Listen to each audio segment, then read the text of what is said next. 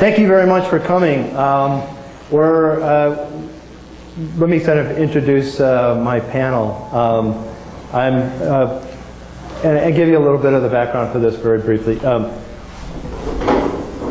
Last June, Brian McKay Lyons had a retrospective on 12 years of Ghost projects.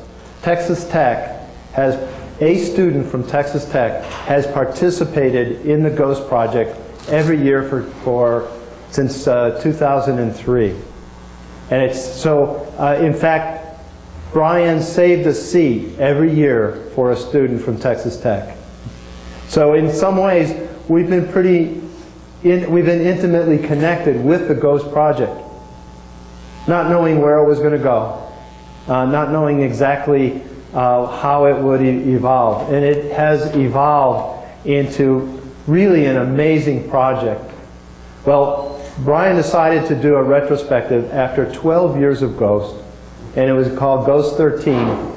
It was in Halifax at the Ghost site outside of Lunenburg on the craggy coast of Nova Scotia. And Brian brought in all of the people who had participated as the critics of the Ghost program over the year.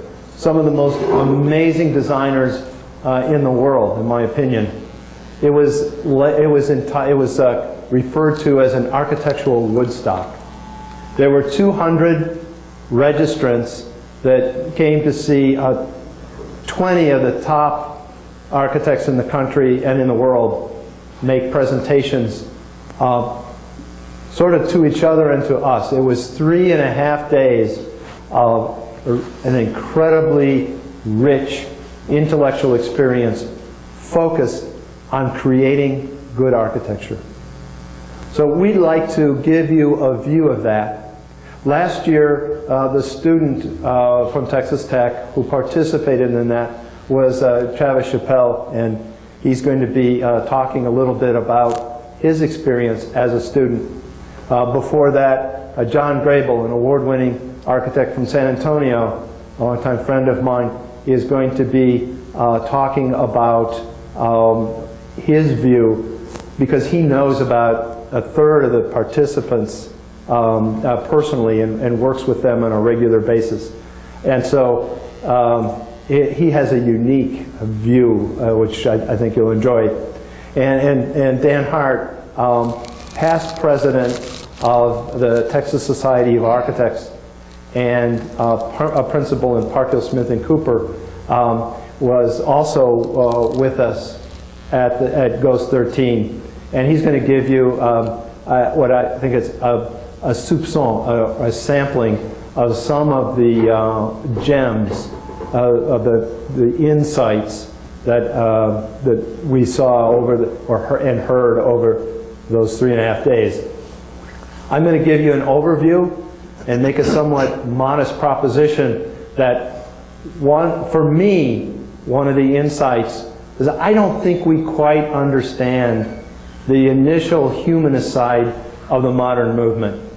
And so in trying to figure out what this event really meant, and as we walked around and we talked to people and we listened to them present and we talked with them about their presentations, we kept asking ourselves, where's this going? Is this a movement? Is this a manifesto? And it's really none of those. But it has a significance. And at first, in a kind of tongue-in-cheek way, I said, well, this is obviously new humanism. And we just giggled about that, the sort of the pretentiousness of that.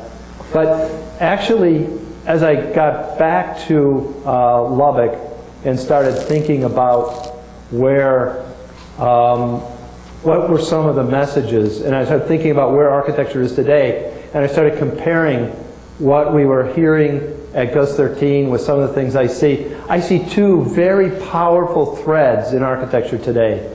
And it's not that they're in opposition, it's just there are strains of logic which I think are very powerful. I think what Ghost 13 was for me was sort of a renaissance or a recognition of the humanist side of the modern project.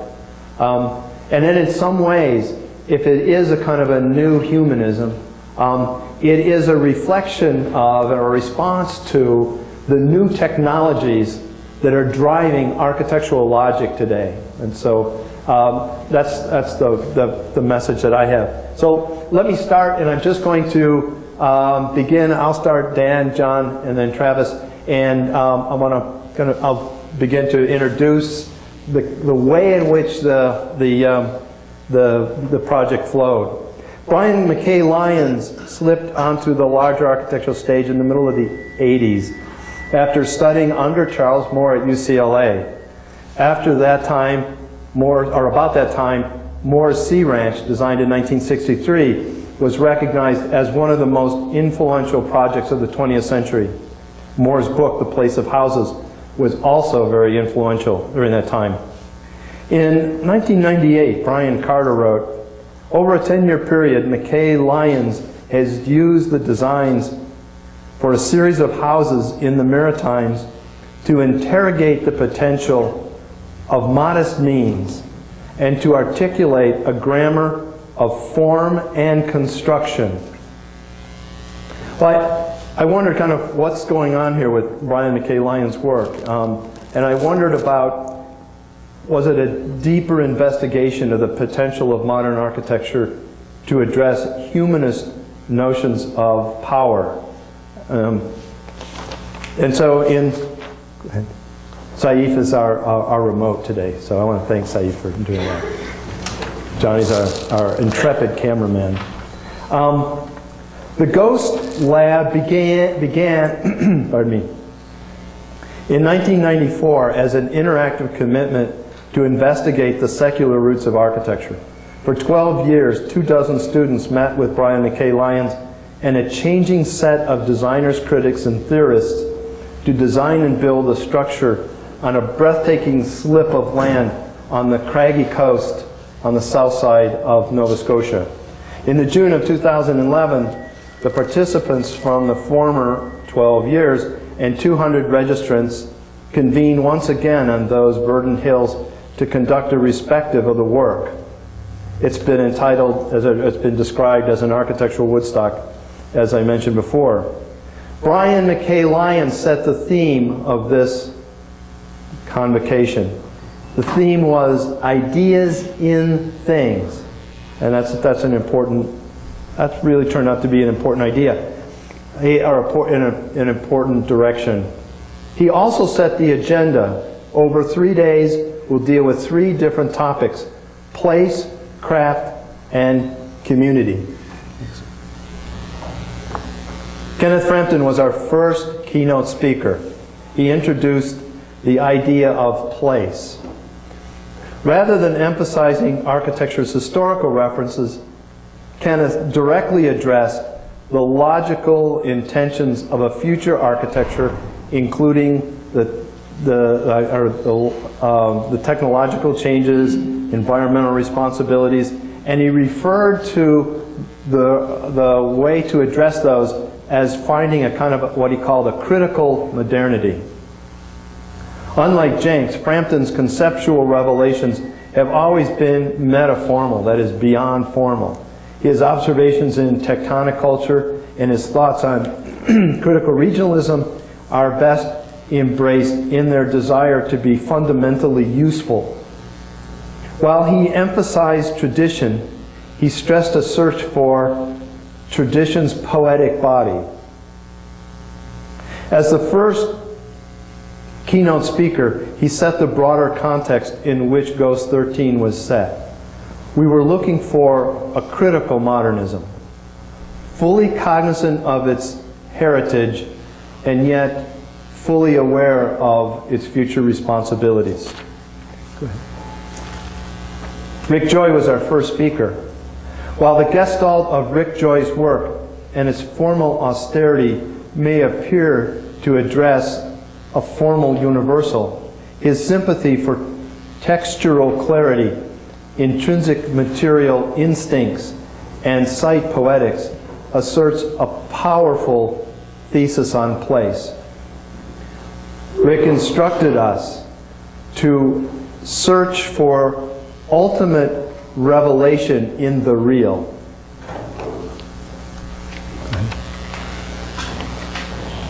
Anchored soundly in thoughtful response to climatic opportunities of place, Ted Flato's clearly understated presentation of his firm's work anchored the essential presence of the site and its relationship to nature's canopy.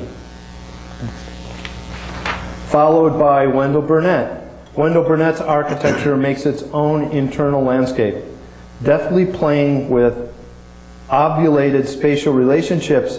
His work reminds us that while architecture can embrace place and focus its prospect, architecture can also posit its own internal landscape. And he made this comment with reference to Bachelard. He said, "The house becomes an intersection of a series of cabinets," which I think is a really nice way of thinking about architecture.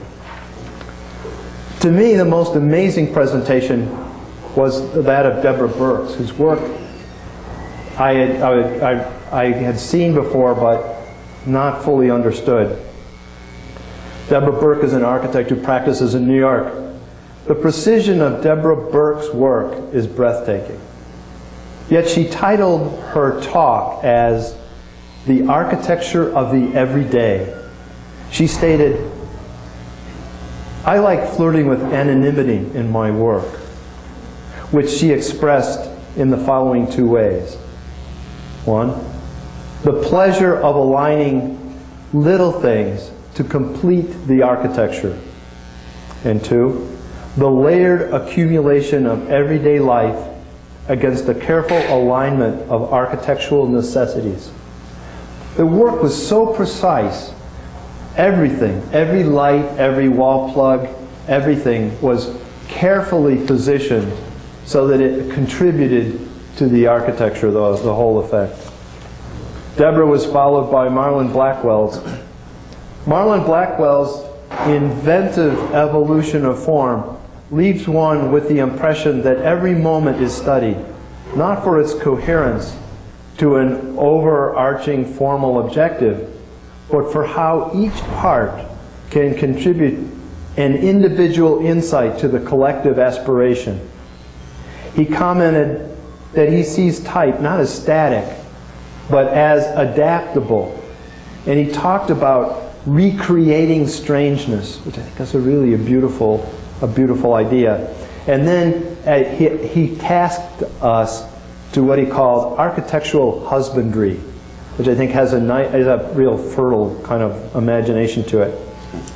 At the end of that day, we had a panel discussion on place led by Robert McCarter, and I just want to share two of the insights. Number one, we only know what we make.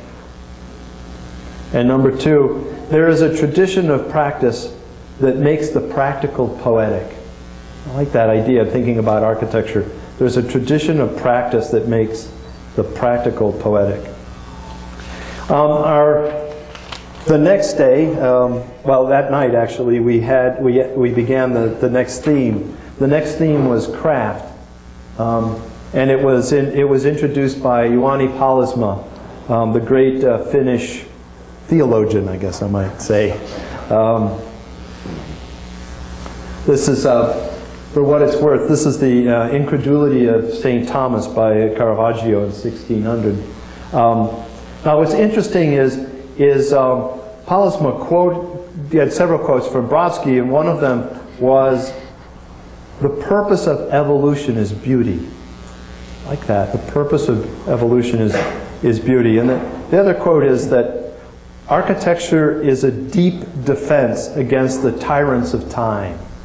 Architecture is a deep defense against the tyrants of time. And at the end of that, when the question and answer period, somebody about my age stood up and said, "Wait, you know, I just want to say that in my 6 years of architecture school, I never heard one professor use the word beauty." And it was kind of a revelation to me about what maybe we don't do. The first to talk about with beauty was Patricia Patkow. Her interest in craft is evident throughout her elegantly detailed and materially sophisticated work. Acknowledging that it is difficult to talk about craft, she made these two comments. Things first, ideas second. And I guess if I could say to all of you as students, that may be the most important quote here, in the sense that what I see often is ideas first and things second. I like her way of thinking about it as the other way around. And the second thing she said is building is a way of knowing. So of course, because the session was about craft, it focused on the tangible, the tactile, the haptic.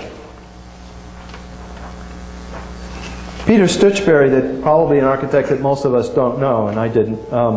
Peter Stutchberry's work reflected his belief in embedded knowledge. Its fine detailing reflects his concern that, quote, we are losing our ability to make little things.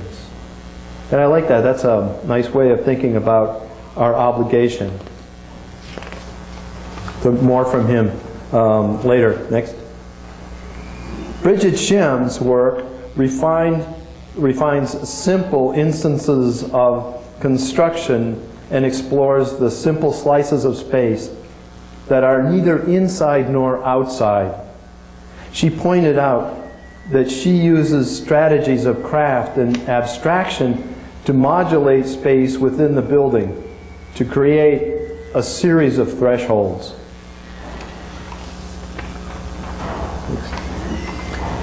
Vincent James and Jennifer Yosa's work uses craft to explore conceptual and material diversity. They stress a reflective practice that is contextual, but it avoids the shallow intentions of contextualism. They also believe that architects have agency and that community is the foundation of human creation. Finally, that day, Tom Kundig presented a series of projects. Tom Kundig's clean craft continually asked, why not? In his presentation, he said, childhood is the root of the decisions that you make. He stresses the wonder of materials and their mechanical opportunity. And he said, from commodity to craft. The panel on craft that evening talked about trying to define craft. And several themes came up. Invent versus contrive. Precision versus preciousness. Knowing what pace to work at. More craftful than technical. And finally, Tom had the last word, I think, that evening. He said, why craft? It is the only way it gets built, is through craft. The third theme is community, and it was introduced by Glenn Murcutt. Glenn Murcutt responded to topics from the audience during this segment, which actually, as a keynote speaker for community, this made sense, because at that time, we all knew each other. By that day, we'd spent 2.5 days with each other. We had braced the rain and the cold weather. We had eaten together. We stood in long lines waiting for the porta potty. We were a community, and we understood what it means to be a community of architects. Andrew Freer began with, in talking about community, Andrew Freer began with, it is not what we can do, but what we should do. Andrew Freer took over Samuel Mockby's position as the director of the Rural Studio. Dynamic and brutally honest, Andrew now heads the Rural Studio in Auburn. His commitment to his community is humbling. He is sincerely committed to their culture and their specific needs, and at the same time respectfully critical of Mockbee's personal response to their needs. It was a very interesting conversation. Dan Rockhill's work. Through the 804 studio, he sets the bar for a crisp design and execution, proving that community-specific affordable housing can be designed and built by students. Now, he does this in 6 months. He starts with a group of students, and they design it, and they build it, and they install it in 6 months. And he talked about poetry in 6 hours. And finally, towards the end, Brian McKay Lyons came back again. Brian's site has become, as Lou Kahn might say, a society of rooms where the architecture embraces place, craft, and community. And Brian said this: "The building is necessary as infrastructure. The project is the landscape." It's a pretty sobering idea. So, where are we? Ideas and things. McKay Lyons' call to explore the wonder of the ordinary and to question the building enterprise. In Time and Being, Martin Heidegger wrote, and this is a bizarre sentence, so I'm going to read it and then I'll paraphrase it. Presence with a capital P determines being with a capital B in a unified way as, quote, presencing, unquote, and allows to presence that is an unconcealing. You go, what? What this really means, my interpretation is that things meter our world. That is, they position us in the world, and they give our world its substance. What holds the work of Ghost 13 together? Is it just quality? Is it, or is there more? Is it a movement? Some of these architects actually do work together. As registrants, we asked these questions and did not receive a specific answer. It became clear that rather than a manifesto, this is really a thesis, a position. Thesis is the Greek word for position. A position taken as evidence of some larger truth. And I asked myself, what could that larger truth be? Well, in the face of burgeoning changes in architecture's combined technologies, by that I mean material technologies, reproduction technologies, technologies of representation, in the face of these, quote, new technologies, maybe what we were looking at, tongue-in-cheek, a new humanism. As I mentioned before, it was kind of a joke between us. When I got back to Lubbock, I looked up this little book, The Philosophy of Humanism by Corliss Lamont, and found some of these common themes. Humans are conditioned by the past. Humans have creative choice in action. Humans stand on moral grounds, and that have value in the world, and humans experience the continuous self-development that benefits the community. Humans believe in art and beauty to transform the world. Humans believe in nature and the social implementation of reason. In looking at this, go to the next one. I'll skip one. In other words, humans believe in place, craft, and community. I would like to situate Ghost 13 not as a postmodern critique of the modern project, but actually as a fervent continuation of the modern project's under-recognized humanism. Two interesting stories here. I had the pleasure of teaching with Charles Moore for 5 years. There was one point where Charles had just flown in from Brazil, and I said, "Charles, you're looking a little pale there." And he said, "Well, I just flew in from Brazil, and I'm really depressed." And I said, "Well, why are you depressed?" And he said, "Well, I made a presentation, and they called me the grandfather of postmodernism." And I said, well, you know, Charles, you're a little older, and grandfather is really a term of respect. And he goes, no, I don't mind being called a grandfather. I just don't want to be called a postmodernist, which may come as a surprise to all of us.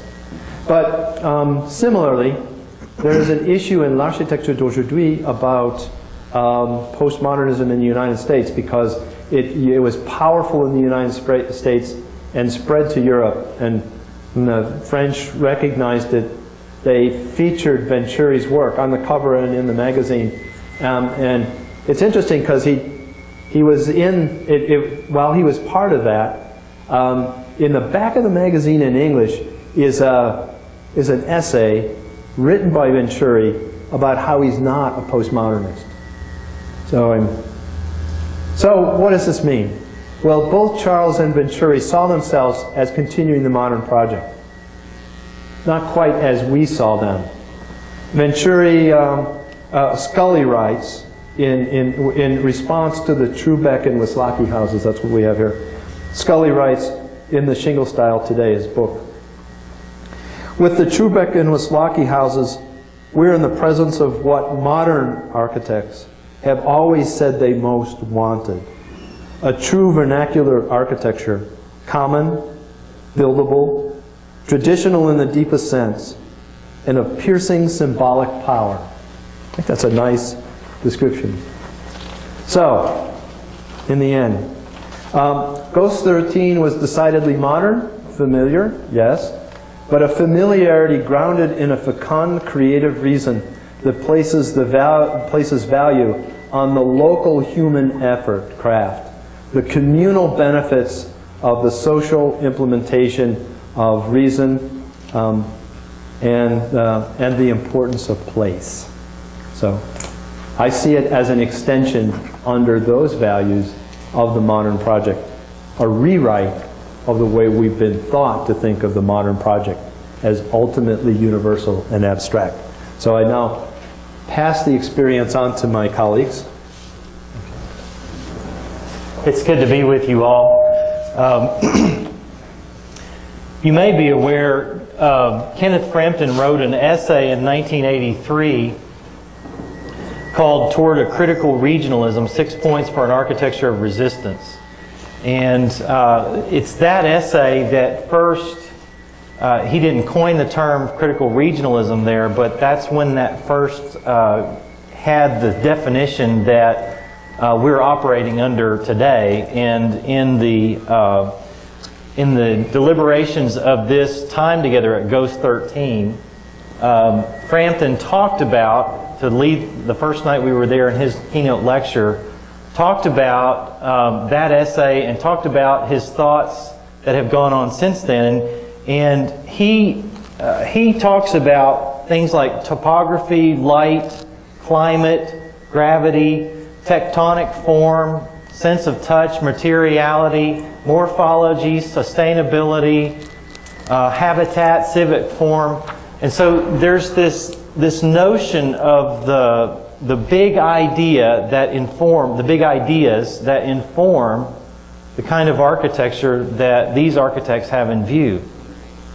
And so I found myself the next day pondering these big, huge ideas as I stood directly behind Kenneth Frampton in line waiting for the porta potty.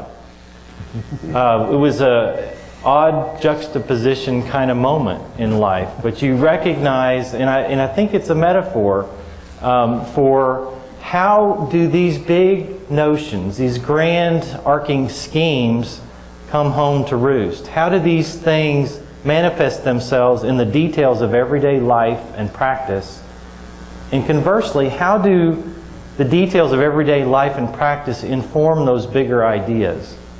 And so this was a combination of big thinkers and very precise and technical practitioners, and it was a great time to be together and to think and to talk and to learn from each other. Ted Flato took those concepts in his talk and made them Texas specific, and talked about how Lake Flato's work is hugely influenced by weather, light, material, agricultural buildings and landscapes. So the notion of the vernacular comes into play as Ted Flato gave us his take on the world. And Wendell Burnett, I'm just going to skip through these same speakers and give you my highlights. Skip through and give you the nuggets as I saw them. Wendell Burnett, as he spoke and declared the 4x8 sheet of plywood as the American tatami mat, went on to say that architecture does not need a script. And he asserted there's a lot of architecture going on that is created by script. And if you don't know the script, you don't get it. And Burnett's saying it doesn't need a script. Architecture's not about that. I'll come back to that notion a little bit at the end. I want to give you a sense of some of the highlights as I saw them, and then I'm going to end my portion of this by asking two questions. And hopefully we have some time to discuss those at the end of all of this. I'd really like to get your thoughts on a couple of questions that raise themselves for me. Andrew quoted Carlos Scarpa, "We only know what we make." This was an ethic that threaded through the entire thing. Somebody went on to say in the panel discussion at the end of that first day, it's not what a building looks like when it opens. It's what it is like 30 years later. And I think as young and as aspiring architects, this is a significant thing to keep in mind, that what a building looks like when it opens, when it first gets photographed in the magazines, is one thing. But what is that building like to experience, and how does it wear over time? William Carlos Williams, "There are no ideas, just things." Again, an assertion that where it comes home to roost is in the material. It's the materialization of those ideas that makes architecture. Pallasmaa, in his keynote address on craft, made the statement that the use of metaphor is the sign of genius. It is the one thing that cannot be taught. I am of the conviction that architects ought to be particularly adept at the use of metaphor. And that when we speak, we ought to be able to speak in pictures, just like we communicate otherwise in pictures. And so I was particularly captivated by that quote. And to quote Brodsky, Pallasmaa quoted Brodsky in another way in his book Watermark. He said, "Just like the Almighty Himself, we make everything in our own image. Our artifacts tell more about ourselves than our confession." And so again, you see this ethic reiterated time after time after time, that it's about the things. They really reveal who we are and what we're doing. Patricia Patkow got up and talked about her work through two different projects that she had chosen, the whole range of projects she could have chosen. She just talked about two, but to start her comments, she quoted Peter Stutchberry, who came after her, and gave a list of 11 things to do when you start the design process. So you guys might be particularly interested in this. Step 1, relax. Step 2, adjust. Then listen to what is around. Try to piece it together. Don't rush. Think about courage. Smell. Now look carefully. Find the reasons. Weave it together. And the last thing, trust your judgment. So you can see, again, this ethic of starting where the buildings set and where they live and in their context. Rather than starting with the big idea, start with what we know and what's right in front of us. Things first, ideas second, Patricia said. And she talked about in their work, excuse me, how they construct what she sees what they do as constructing relationships between things. That's really the substance of their work. She talked about their work, again, being form-finding and not form-making. So there was this sense in the various speakers who spoke and those from the audience who contributed that this notion of design is as much about discovery of what's there as it is about creation of something new. And she went on to say in the house that she showed us that the house, they recognize, is not about itself. The house is about something else. Bridget Shem talked about in their practice, in their work, that they don't see their work as designing objects, but rather that they are looking at the overarching, their overarching practice. And I think that also has to do with their view of buildings on site and how they're looking at the context of the site and the buildings around as well. And so it's not the object itself, but how does that fit into the grander arc? Vincent James and Jennifer Yost, in their practice, entitled their talk "Towards a Reflexive Practice," and said that it's not about branding or commoditization.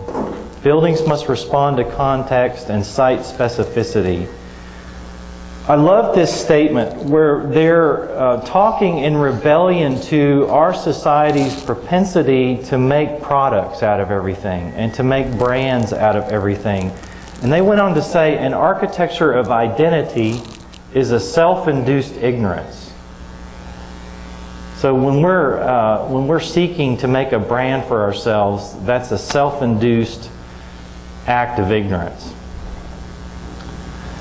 All right, in the panel discussion that evening on craft, Peter Buchanan was the moderator of that, who is a historian. He's done a lot of work on the work of piano and had some interesting things to say. He made the statement that we are at a major pivotal point. I would be interested to see, if you tracked back through history, if there was ever a people that didn't feel like they were at a major pivotal point. But nonetheless, he feels like we're at a major pivotal point. And he asserted that the modern movement is done, and said that the modern movement was a petrochemical-based movement. Flat roofs and gaskets. I think that's really good. He said that scientific philosophy is lagging public sentiment, public's understanding of it by about 100 years. In other words, public understanding of what's going on in science is about 100 years behind. I think there's some wisdom there. He said exploiting the earth is done. And then he wrapped up that thought with saying that he feels like the next age in architecture is going to be about reconnecting. And so you see this theme threaded through a lot of the comments as well, about making connections between things, reconnecting, making sure that context is at the forefront of decision making and design. He had a couple of interesting anecdotes about piano, a couple of which I'll share with you. One, he was in Piano's office as the whole staff was working long hours, and there was an intense effort ongoing, and Piano just waved his arms and said, "Everybody stop, go home. Stop." And so they all did, and as they left, Buchanan asked him about that. What's going on? Why did you stop them? Seemed like they were doing well. And Piano said, it was coming together too quickly. That it has to have time to crystallize as it needs to, and it can't happen too quickly. So that might be one to use on your professors if you're running a little behind on your project. Another saying of Piano, apparently, that Buchanan relayed to us: computer drawings are a karaoke machine. So think about what that might mean. Makes you sound better than you are, or it makes you look better than what you are. And so computer drawings can be a crutch. They can look better than what you're actually doing. And I think it's important to be aware of that. He made the statement also, Buchanan, that craft is in contrast to conceptual art. Conceptual art, by his definition, means something that once you get it, it's over. It's like a joke. You know, once you get the punchline, it's not much worth hearing the joke again. And in contrast to that, craft is the enduring thing that will wear well over time. Again, when your building opens in 30 years, how's it gonna look? The most interesting interchange in that panel discussion to me, though, was between Kenneth Frampton and Patricia Patkow. And Frampton, at one point, in some frustration, stood up and said, as we were talking about how this movement and how these principles apply to work that scales up into a civic context, bigger buildings, where the public is involved. And Frampton asserted the society that demands great buildings is absent. And I think he was saying that it's really difficult, if not hopeless, to do really big civic buildings and still have some sense of the qualities of this critical regionalism. And I loved it when Patricia Patkow, who was one of the architects there who has, in her practice with her husband, has successfully transcended to larger scale projects, said, I don't know about that. You know, Kenneth Frampton stands up and says anything and everybody goes, mm-hmm. You know, he's Kenneth Frampton, but I loved it. This is the kind of dialogue that was going on. She said, I'm not so pessimistic about the public desire being absent. Our whole practice is built around libraries and community centers and other kinds of civic buildings. And I don't see that the public has waned. And so I found a little moment of optimism for those of us in my firm who do larger scale projects. I'm constantly wondering, how does this apply to the work we can do? How can we improve the quality of what we're doing?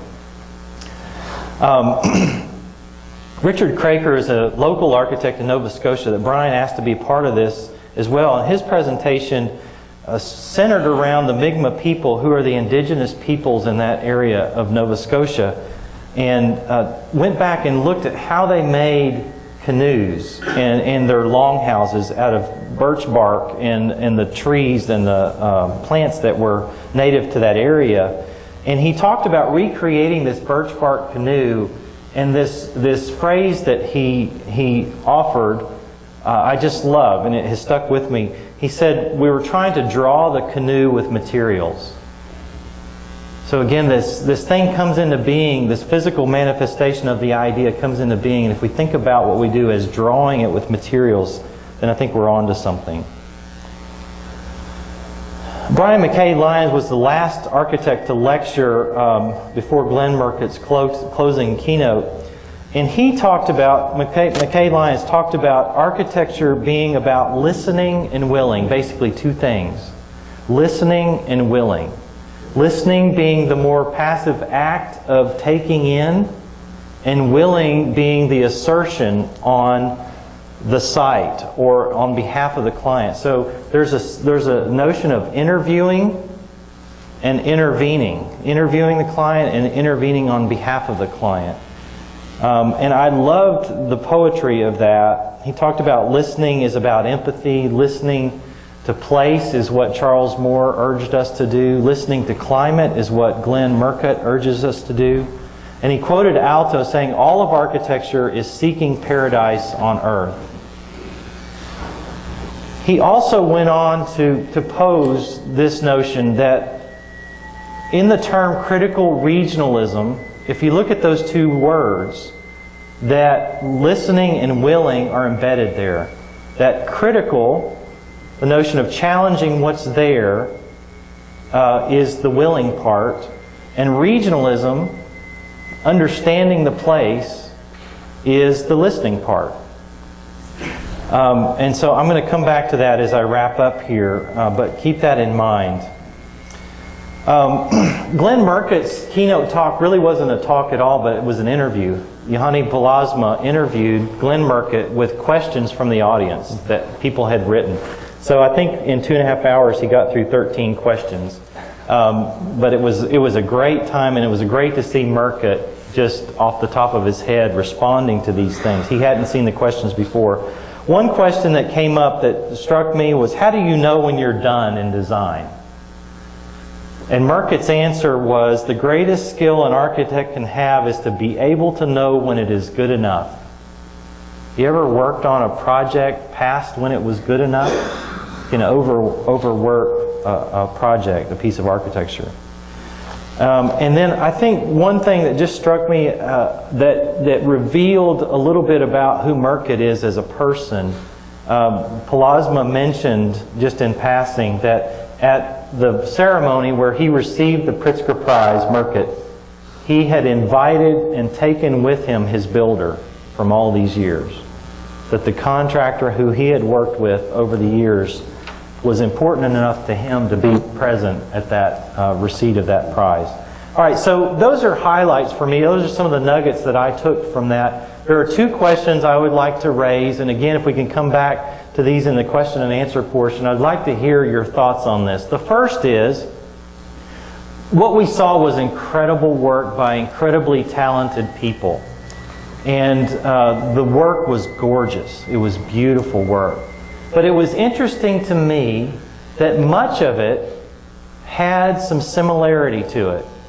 So if I had to generalize and characterize it, highly refined use of materials, mostly at a residential scale, mostly orthogonal or rectangular, mostly very simple form, so much of it was a rectangular long box, most of it in rural settings, if not pastoral settings, a careful attention to the skin, and almost without exception, every building was one space wide. So you have these long, elegant skinned, uniquely roofed, well-detailed, elegantly executed, rectangular long boxes sitting lightly on the land. Now if you think about it, they're beautiful buildings, but if you think about it, we saw buildings in Nova Scotia, we saw buildings in Arizona, we saw buildings in Arkansas, we saw buildings in Vancouver. Very different places, regions. Think about regionalism. Seems like maybe there ought to be more variety if it's truly about place. And I wonder why all of these different architects would have come up with a similar kind of solution. So I'm interested in your thoughts on that. And then the second question, and then I'll be done. The second question I have for you to think about is thinking back to my time here at Texas Tech, staying after class one day after 19th and 20th century history, and asking Professor Coombs, I don't know if any of you guys know Professor Coombs, who he was, but a great professor, really admired him, and I asked him, so what are we in today? This was toward the end of postmodernism, and what's next? What are we in? How would you characterize what we're in? And he said, we're at a time of great pivotal change. No, he said, we're in transition. It's hard to know. And I think this is true of all. It's hard to see what you're in at the time. You can better characterize it as time passes. But my question for you is critical regionalism. Again, listening and willing. Critical regionalism is the label that the architects were talking about their work under. How important is it that we know what it's called, what we're doing? That's my second question. Is it important we know what it's called?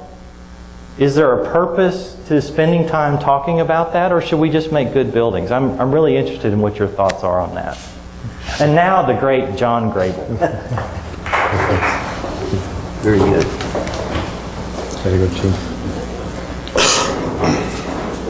It's great to be here, and what's nice about coming back to school is you all remind me exactly how I feel right now, which is always being unsure, always thinking constantly, cannot turning architecture off. I think you're headed down a path where you'll find that it's really 24/7. It'll consume your life. And what made this such a special event was the fact that, this is the whole slideshow, I guess, is that really here we are, and we're just like you. These are decades later, but it's all about teamwork. And that my stick on the humanism side is really that the subject of architecture is really bigger than you can ever imagine, and bigger than you can ever be. And all of those people that spoke all feel the same way. They may not have done it at the beginning, but through time, through the decades of practice, they have learned to respect that mantra. Can you imagine what the billing rate would be on this chain gang right here? I mean, this is pretty amazing. And here we are in here. There's 3 individuals here that were coming in on a catering truck. But it's so wonderful to see Glenn and then Tom Kundig in the back and seeing the Pritzker Prize winner and then seeing sort of a rock star that you all probably see all the time. Tom is hitting on all cylinders. There is no carbon on the valves. His engine is running at full speed. And Johanny, Peter Buchanan, and Peter Stutchberry. And here we are. You talk about metaphor and beauty. And Brian McKay Lyons is a genius. He brought everybody together. And as Andy said, and the reason, the impetus for this discussion here, is that something significant happened. I think it's a combination of the ghosts of the past, and I think that it's a place for a lot of the warriors, those that are thinking and fighting the good fight, to defend the earth, to preserve the landscape. That is a common theme that all of these individuals, all of these speakers had. They love the land more than they love themselves. That's why they drive themselves selfishly, in a selfless manner, to try to serve in this profession, which probably in some of your courses are about, profession of service. But I think that it's really, it's a profession of empathy. And that all of these things, you have to be a receptor for everything, the landscape, the craft, listening. And here we are. This is a funny story, because as you look at yourself, I want you to know this is a confidence image here. That we're still struggling just like you are struggling now, and that you're looking. And that this car ran off the ditch, and in that car were the elders, Peter, Johanny, Glenn, and Mr. Frampton. And we thought this thing was going to slide off onto the ditch. And as we ran down here, our car is up here, and Tom and I ran down. Jeannie, his wife, is up in the car looking back down here. And Tom and I instinctively grabbed and tried to tie onto this small rental car. We tried to tie onto the steel axle. But we were overridden by Glenn and Peter. And they started talking in their language of the other hemisphere and convinced everybody that you needed to put that rope on the front of the car. And so as Tom and I looked at each other, and Dan Rockhill was not in this picture, I just said, don't mess with the Pritzker Prize man. So the next image is, here we are now. Glenn's out in the front. And this is about empathy. And they were having so much fun. We had tractors out there. Brian had brought his tractor up. Dan Rockhill from Studio 804. It was, let's get the chain and let's hook it up to the front of the car. But we were just instinctively thinking, oh my gosh, what should we do or say? It was hooked up to the front of the car. The car is made out of plastic. When the tractor pulled the car, the front of the car came off. So that's the way we started this the day before, and it was a lot of fun. And as Dan has coined the phrase, road trip to genius. And that the camaraderie that you feel in this quest to understand architecture that will consume the rest of your life. And maybe right near the end of it, you'll go, darn it, I finally get it, and now I can't really practice it. It's about really, again, metaphor. It's about a barn raising, and this was a place where we all came together. We were all so lucky. We were all so pumped by this event.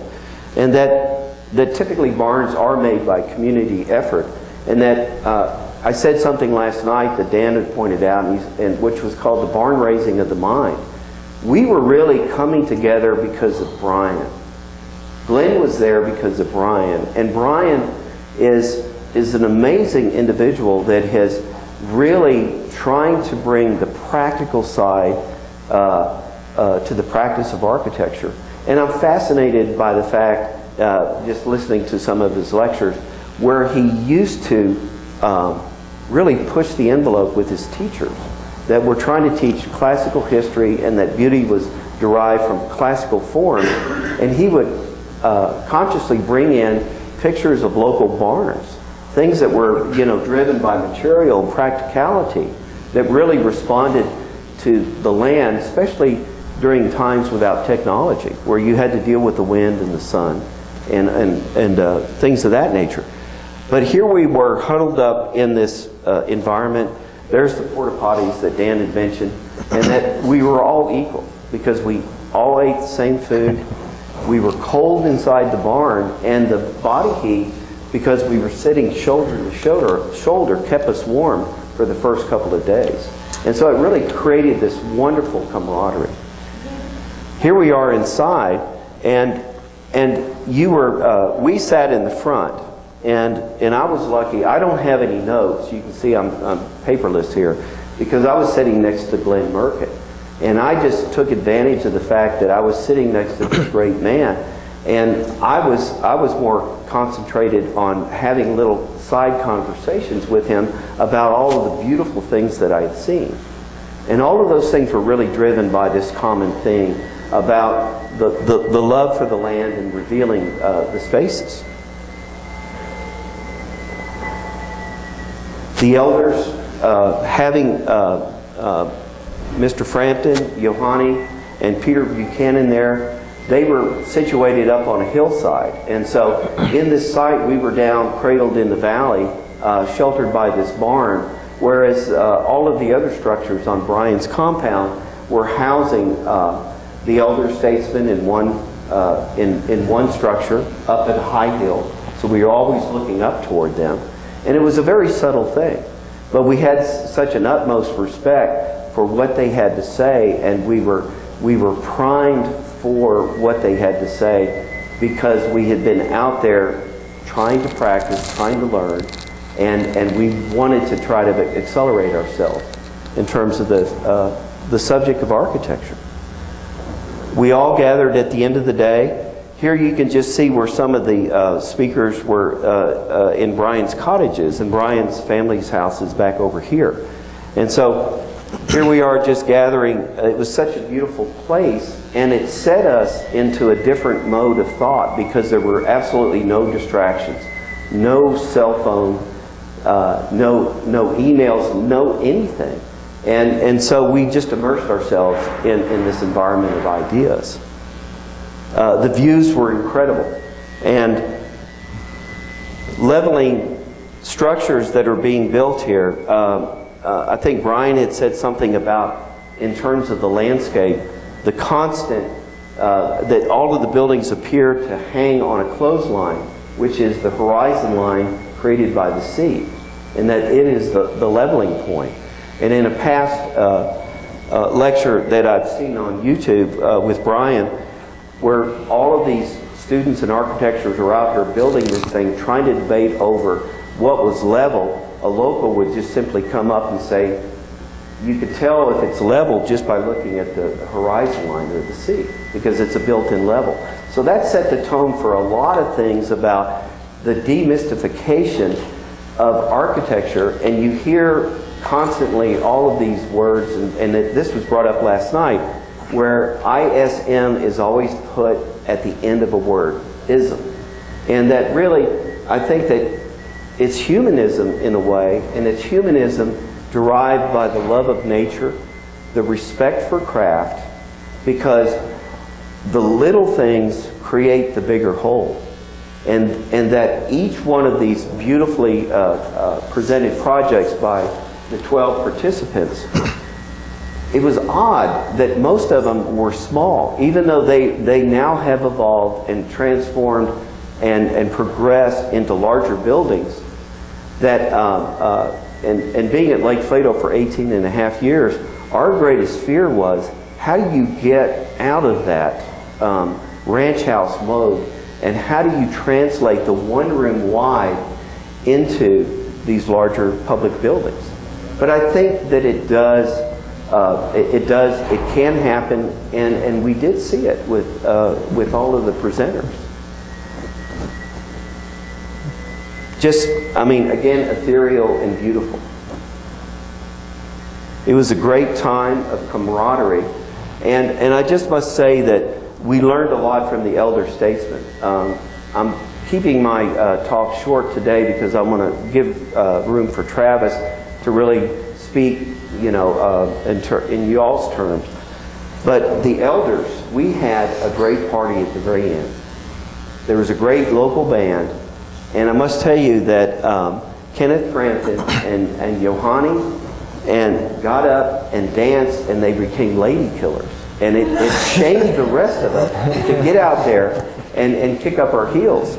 And so we partied till about 1:30 in the morning, and then I had a rental car, and Kenneth Frampton and I had the same flight times back at Halifax.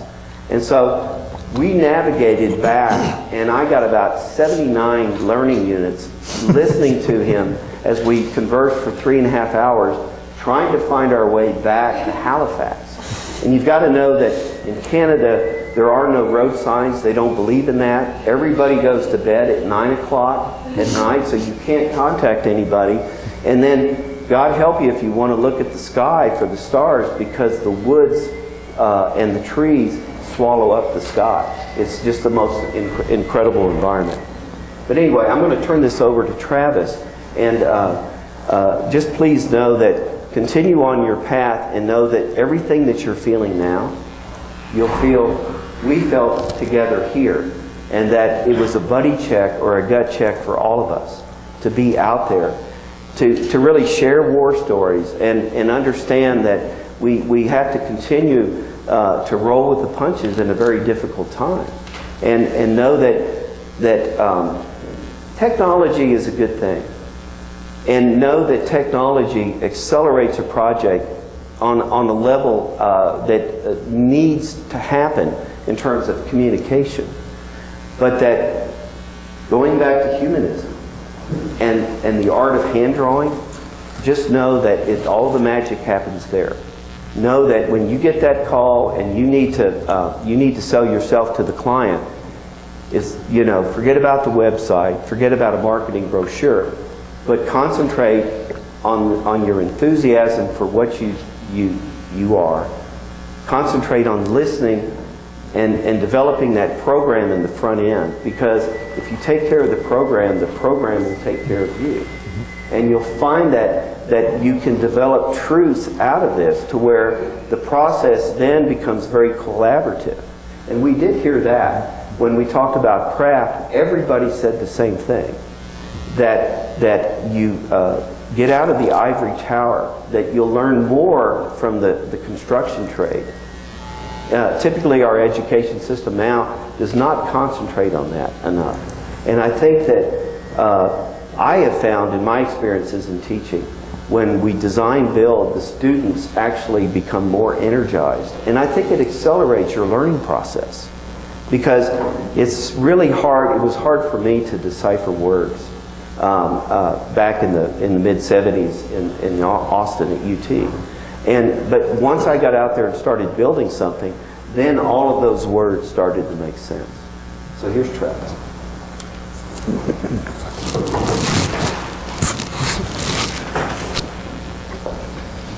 There's a PDF on there. Should have said that. Oh, let me just say that after the picture was taken, talk about humility. The platform collapsed. It had been built years ago, and it was the world's most perfect platform, made by dedication and love and collaboration. But as we were standing up there, I mean, literally, you heard the click of the camera, and then it just went crunch. Luckily, nobody was hurt. It's important to note, though, that that's actually because of the elders that were standing there. Yes, exactly. They were the crushing force of the entire event. Go ahead.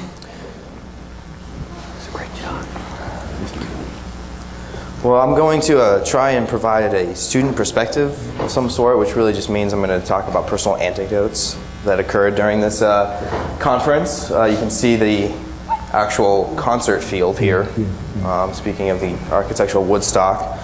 But, and I'm going to constantly kind of revolve on the ideas of place, craft, and community.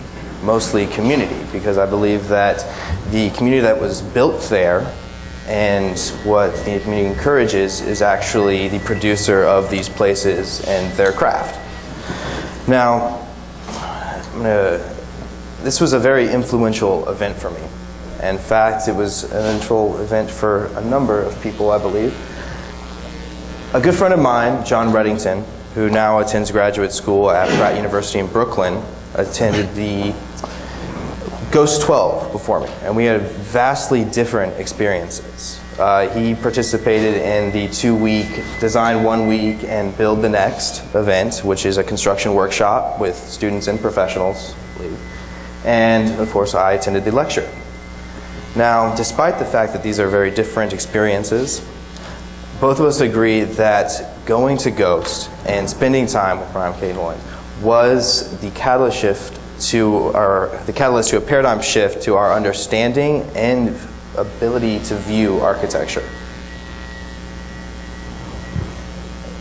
As we've seen already, this is where we were giving the presentations, and just as all great journeys, which I would say that going to this conference was a great journey, it started very unconventionally.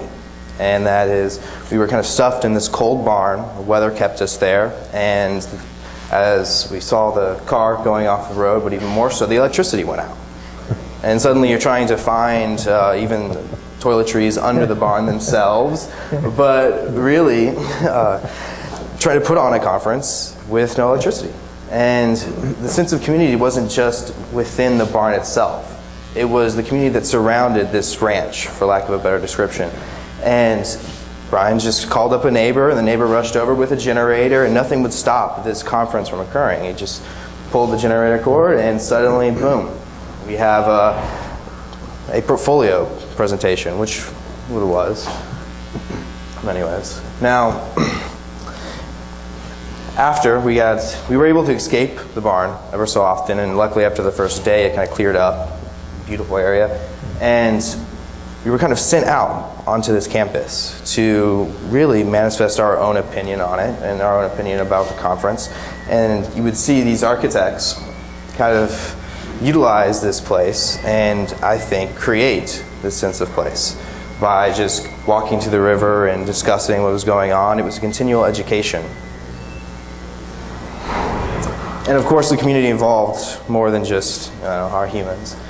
It was a separation of our conventional daily routine, and via that we were able to open ourselves to new ideas.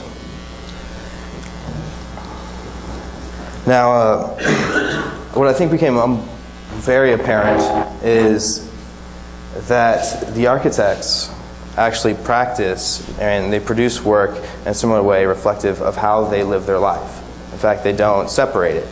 And as a student, I feel that architectural education is actually a teaching of a thought process or a methodology, how you approach this via this is right or wrong, or as opposed to being right or wrong. And thus, again, the places they create actually resemble what who they are as people, who they are as architects. And that itself is what creates this, what Andrew Verneuil describes as new humanism. It's not a, yes, we've done this, or suddenly we've experimented and found this perfect grid or rhythmic system. It is that the people themselves believe in themselves and want to produce or push an exploration into what could possibly be right. Now, I think one thing I learned most about this is that the picket line for lunch is actually the most kind of a stimulating classroom experience you'll ever have. John here pictured in that. And that really, after seeing all these projects, which was overwhelming, we keep discussing every time we run into each other that we're still trying to absorb all the information that was displayed there. And without actually going through and showing the projects, what's important to note is I found that it wasn't the specific project itself that was a place. It was that one project validated another. That place was not determined on the architect. That it was determined on this exchanging between one project and another. And I think this new humanism, as we've described it, is more about humbling down ourselves and actually realizing that we produce an opportunity to occupy, actually. And we do so by exploring just different methods of the self. So much of what I wanted to talk about today was actually covered. And here again are Peter Suchberry's points of approaching architecture, which we read earlier by Dan. And I believe the most important thing here is trust your judgment. You know, the presentations themselves just provided a huge amount of data, and you could take this data and kind of produce your own opinion of architecture or this movement. And from that, you would actually kind of create your own way of seeing things, your own way of sensing things, and your own way of knowing things. And we often turn around and say that our designs are based on intuition. Well, this intuition is trusting in yourself. And above all, it's important to note that you need to get out there and keep exploring not only within your own inspiration, but on the inspiration and how other architects or students kind of convey their work. Because we constantly play, and we're going to learn and build via this play. And that when you experience things like this event or going to a studio presentation or a lecture here, you are increasing the amount of data that you're taking in to develop your own opinion. And because of that, you will actually develop a more honed opinion of what your belief in architecture is. I'm kind of stuck on that. So again, just the concert fields. I apologize for the slight tilt. Should have aimed it with the ocean. So we were kind of standing on the wood structure.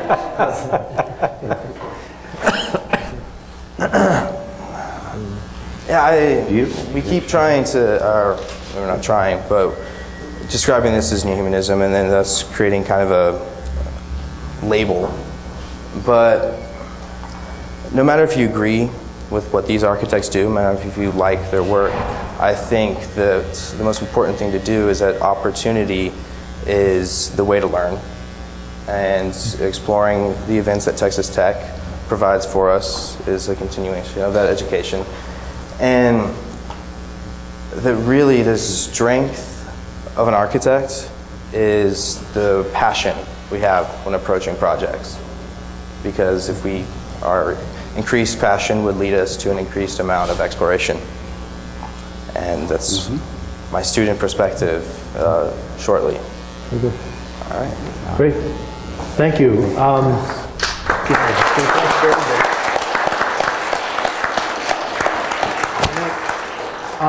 We really like some feedback. I know it's 1 o'clock right now, so I know that that's difficult. Any closing questions that anybody might have? I'd like to make a comment about the questions that Dan, that Dan posed. I think they were actually pretty good questions, and I think they're questions that maybe just pose some ideas about, well, what was Kenneth Fairton sort of talking about in critical regionalism. Personally, I'm not a Frampton, designer by any means, and I think there's some clear issues that arise when the question that you asked about, well, if all these things are sort of extremely similar in character, then how is the region affecting the architecture? And personally, I don't think it is. I mean, I think it's becoming its own sort of style. You know, the style of these types of projects being small residential projects. You see them. There's quite a lot of this happening in the Northwest, and it probably started in the Northwest, but we're seeing snippets of it everywhere now. And it's a bit scary, maybe, that it has been unrightfully transformed into a style, when in fact initially that wasn't the sort of the take of critical regionalism. And so maybe I'll sort of ask the question back, but how is it regional? And if it is, then why are they so similar? Well, since we're short on time, I have my ideas about the answer to those two questions, and I think I agree quite a bit with what you just said. The first thing I want to say is these are incredibly beautiful projects, and they're done by exemplary architects, and I think just beautifully executed. I think, you know, the similarities that I started to notice between the projects, and as you pointed out, I think that can be traced back to we just like it. It's cool. You know, as architects, we gravitate towards those simple plans. Now, there's a lot to do with views and nature and ventilation, natural ventilation and orientation and all that comes into it. But my question came out of, okay, but all of those things can also manifest themselves in a square plan, for instance. Or if it's really regional, why not more organic shapes? I mean, shouldn't we see that somewhere? So I think it's just a preference, and that's okay. I'm not against that. We have judgment. We should trust our judgment.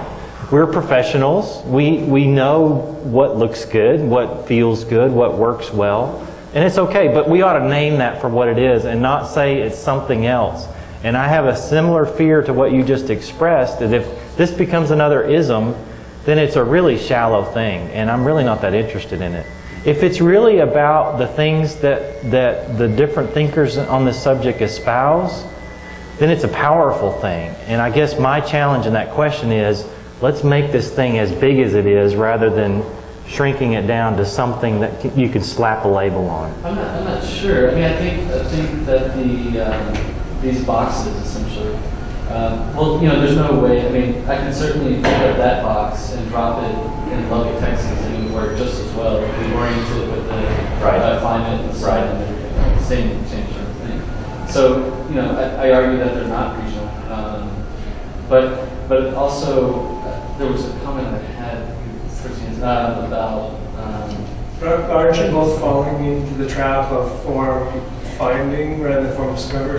That distinction that was made about discovering form versus. I mean, we're trying to put this back in a box in terms of a movement begets movement, and it makes me think of Arthur Danto, his book After the End of Art, which he called we progressed from the Baroque and through these epic, large-scale movements, and when we hit modernism, essentially that lineage plays out and it stops, and now it's much more of this fractured thing. And whether we want to argue about whether postmodernism ever existed as an entity is a separate issue, but part of this question is, do we need to know the name of the thing we see, or can we just focus on the things that are here and value it? And so for me, the question becomes, can we talk about it in other terms to other ends? And so its elemental nature is important. Whether it's square or rectilinear may be a form label that's not so productive, rather than our approach to an authenticity of materiality. Well, I think those two questions are intricately related to each other. And I think the first question answers the second question. And I agree with you. I think you sound like you may disagree with me, but I think I actually agree with you. I'm arguing against putting this thing in a box. And I think if we can see a movement like that and not try to label it and not try to put it in a box, then I think it's something that can be significant and have significance. Further, if we see it as that and not as a recipe for how to do this, then I think we start to answer that second question, which is, what's the function of this label? If the function of the label is to raise awareness, it is a means to the end of great architecture, that's good with me. If it is an end in itself, and we want to put things in a box and slap a label on it, not so interested. But it also, I think it runs the risk of, you know, like sort of being like these neoclassical projects where it's like, oh, I like that. Right? So you have a client that comes to you and wants a house that is, you know, Tuscan. It's like, I like that, so that deserves to sort of have credit. And that's where it gets a bit sticky and tricky, right? Because if a client says, oh, I like this type of architecture, then how does that actually allow itself to become responsive and flexible to the region or to the site? And that's very difficult. And that's a real question. I mean, those of you who are practicing or practice, you know that, and those of you who are about to practice will discover it. That's a real question when somebody comes in and says, this is what I like, whether they put a label on it or not. But you know, I watched Charles Moore work, and his real genius was his ability to take anybody's dumb idea and give it life. Whether you like the life or not is immaterial. The fact is, he could take your dumb idea and turn it into something interesting. Now, I sort of see it in a slightly different way, and I go back to what Dan said when he said, you know, we ought to respect it for what it is. It's every period in architecture, I'm old enough to have lived over half a dozen of these things, and every period of architecture has a locus of formal interest. And we're in the bar period. I mean, that's basically what it boils down to. That's not necessarily bad, and it doesn't preclude carefully detailed. It doesn't preclude responsive. It doesn't preclude the fact that a building can have a dialogue with its local traditions. It doesn't even preclude it doesn't even preclude the eclectic client that comes in. Good architecture is good architecture.